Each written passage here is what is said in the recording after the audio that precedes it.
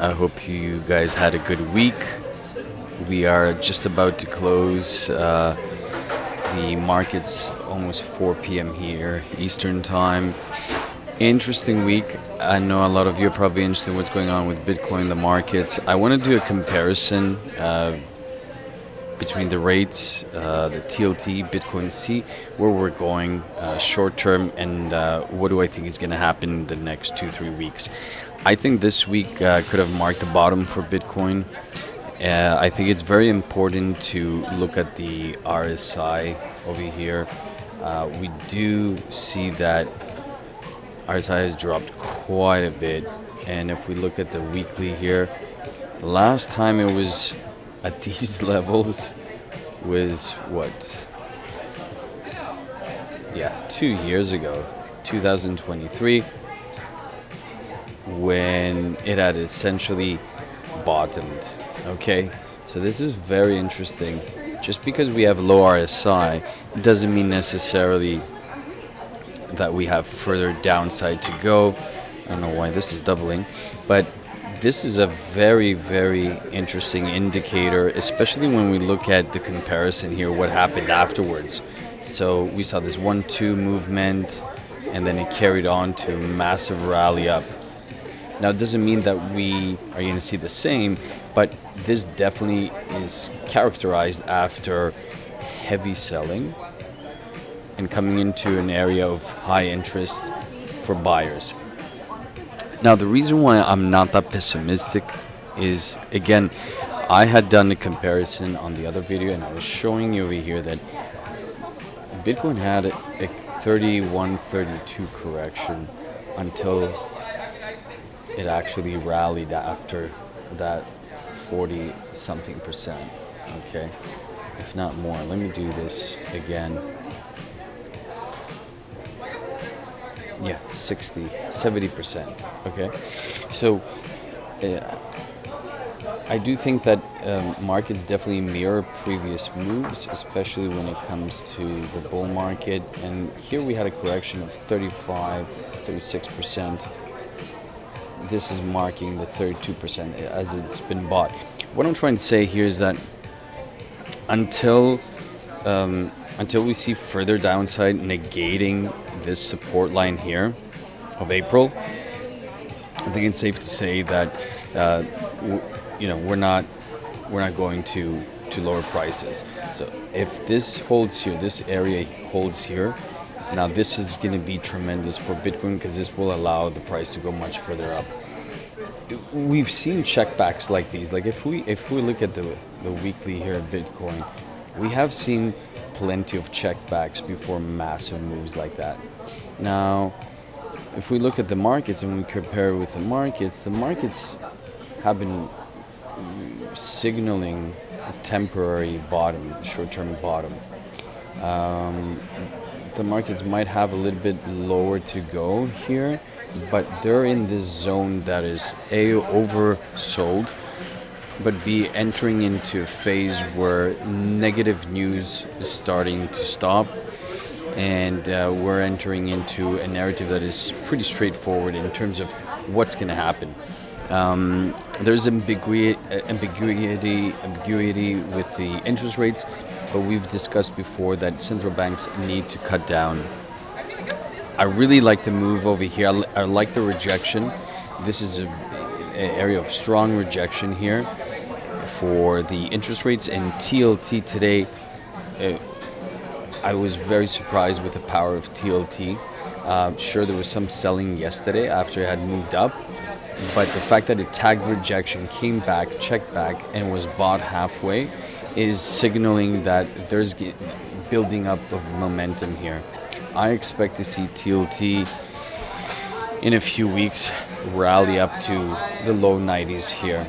Now, I definitely see a potentiality for this going higher, but if we look at over here, this rounding accumulation is still in the phase of distribution, and anybody who's been playing with options has definitely noticed that TLT has been one of the best trades to take over the last few months with options, only because it's very predictable. Resistance has been something that has worked out and same as support. And what I mean is by over here, if you were buying at the bottom, the resistance was very clear. It was at these levels here that indicate the price meeting support when it was on top of this. So whenever if support is broken, then it becomes resistance, and then resistance becomes support if it's broken on the upside. So same in this case over here, once upon a time this was the support, right? Now it's serving as a resistance. So until we accumulate and break up further, this is going to continue to be the zone of resistance and even higher here. But I do think that we're building up momentum to go higher. The interest rates do look primed to go lower. This was a very, very dead bounce. And this is what I'm trying to say, is that when we look at the charts, we must look at candle formations aside from comparing charts with themselves. But we have to look at candle formations and the RSI as well. This push here is very weak. Just look at the candles. We're not sure. We're seeing some candles with these tailwinds, okay, which is significant.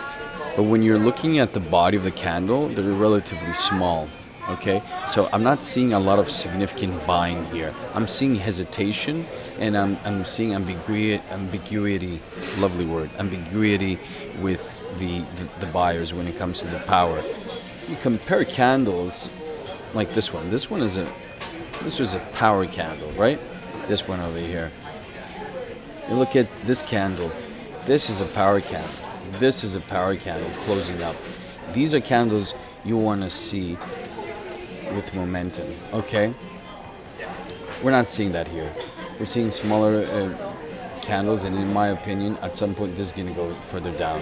It doesn't have a lot of momentum. What else? The miners have been decimated. I'm actually down quite a bit, 40% of my portfolio with the miners, but it's okay because these levels we had sold and accumulated some cash positions in order to buy back. So that's not a problem. But I definitely think that over here we've come to a point that we have to have a quick reversal. Same as Bitcoin. In this scenario here, this is a check back into this support here, and that's why the buying pressure was quite strong. But the RSI needs to reverse. We need to start seeing some momentum building up, either a V recovery or like a 1, 2, 3 type of recovery soon. And when I'm talking soon, I'm talking we should start seeing next week, week after this, strong support in that direction. I do think though, just to signal, we have to read the resistance that will come soon, and the resistance that I'm seeing is in the 101. This is definitely going to play strong resistance in the coming 2 weeks if we actually manage to bounce back, and that's another 20%. This will be the first resistance, and then if we break that resistance, then this is going to play another resistance. So this is going to be the area where a lot of sellers will come in 100K to 107K. This is the area. But if we manage to get there quick and build up here, consolidate, then we're going to be able to push into much higher. Again, like I said, looking at the IWM, the Russell, I'd like this candle formation. To me, I like to look at the Russell because I think small caps really give you an indication of where the rest of the market is going, because they're the most fragile, the more sensitive. So looking at the macro base right now, the Russell market is the one that comprises companies that are very sensitive to interest rates. Looking at this bottoming candle, if this holds for the next week or two, I think we can see a much faster recovery for the rest of the assets, because the IWM success is contingent upon the interest rates. If the interest rates fall, then the small caps are going to rally. it's no surprise that you see a red candle here with the IWM bottoming candle here. You see this buying pressure? So again, I think that if we look at all of these together, they point into much higher the next coming weeks. We also might see a Christmas rally, which happens last year. I don't really think that we had one, or was it the year before that? There are exceptions to the rule, but we tend to see in the holidays lots of buying pressure. What else? Gold. I wanted to touch on gold a little bit because I have some questions. Now, we came from an overbought RSI, very strong over RSI, that I think if anybody was paying attention, these levels here have always indicated some short-term selling, okay? But do I think gold is done? No. I definitely think that we have more room for a rally. And more so because this mimics Bitcoin a little bit, of course, in a much more zoomed out time frame. Look at this accumulation, okay? And look at the check back. This is the era of distribution, checking back. But look at this beautiful rounding. You see this rounding? I've mentioned in my videos before, whenever there's a rounding bottom like this, sure, here it took several years because that's gold for you, right? It was during the period of high development, technological developments. Gold was a bit irrelevant at that time. But regardless, the massive accumulation that was taking place allowed for this power to be propelled vertically like this, parabolically.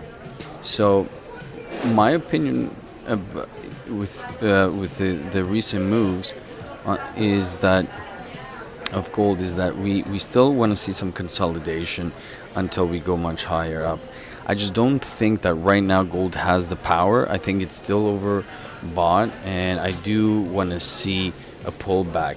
This was an interesting candle formation. It tried to go back, but it found strong resistance in the 4200s and dropped back down again. I do think that if we cannot really consolidate above 4100, above this resistance, because this is strong resistance here, if we can consolidate here for a few weeks, then it's inevitable that we either check back to these levels or even lower in order to find our strength and go much higher.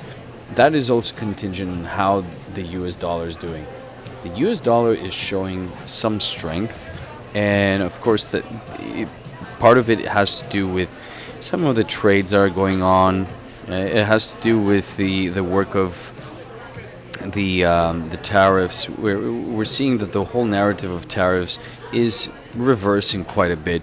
There's been a lot of money coming into the US from Europe, mainly because of the war in Ukraine, Russia, but also because of different a flight to capital, which right now the US is safer, much safer than other parts of Europe. But of course there's antagonism between gold and DXY because of BRICS and this whole idea of having a basket of commodities, which gold is going to be play the protagonist role in that. The DXY, though, typically closer to Christmas, these holidays, always shows a little bit of strength due to movement, traveling. But I think that the DXY is forming something very interesting here. I like this movement. Again, I like this rounding. And I do think that we're going to go a little bit higher, maybe check back. But I think we will consolidate and go further up. Now, this might be temporary. We might see a further crash down. Again, it's contingent upon the interest rates. So depending how the interest rates go, that's going to affect the dollar. But I do see some further move up in the dollar, some consolidation sideways, if not up straight. And then I think it's inevitable that we see much lower dollar. Now, I like to look at the 2-year because the 2-year always gives you an indication what's going to happen in for the longer duration. So what I mean is that typically it's a cleaner chart, and it gives more clarity in what we're going to see with the 10-year, the 30-year. This move over here is that we've been seeing the last few weeks is showing incredible weakness, and I do think that 3% is the next stop. So anywhere between 3.5, 3, I think closer to 3% is the next area that we're going to see the rates drop. And when I mean drop, I think we're going to see massive red candles coming down to this area, 3% to 2.8%. And that, of course, is a significant move, because a move like this, a 15-20% move, is going to really allow for TLT to go back to the previous highs of last year, and that's going to be very significant, especially if you're playing options. Anyways, that's all I had for you guys. I hope you enjoyed the video. You have a good weekend, and I'll see you next week.